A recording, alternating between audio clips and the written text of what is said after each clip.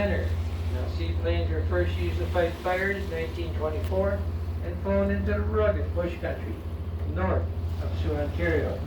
And those flights were done by the World War I pilots. Now, the museum was started in 1987 and is located in the Ontario Air Service hangar. This interesting museum now contains restored aircraft and a complete history of the Canadian Forest Fire Service. Also, museum flight simulators and a nice 3D theater that lets you experience the exciting world of a Canadian bush plane pilot and firefighter. Well, I'm glad to tell you it's open from 9 to 6, but I'm sad to tell you we can't get across the border. So maybe next year.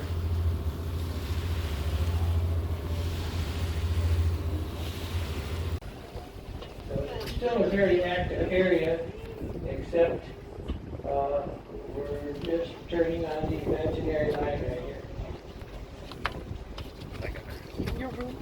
Maybe next year, at the rate they're going, I don't know what to think.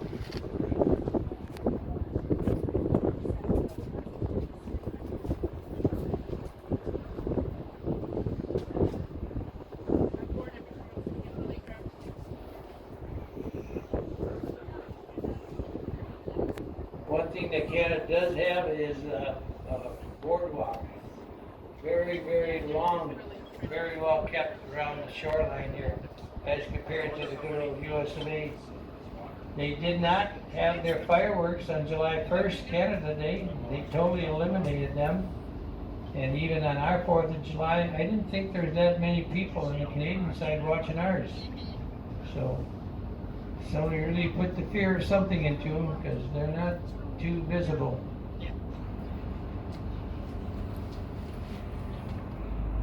So the white canopy right here, and then you see that brick building behind them, and that is the Roberta Bondar Place and Pavilion. Okay, what's so special? Okay, I'll tell you.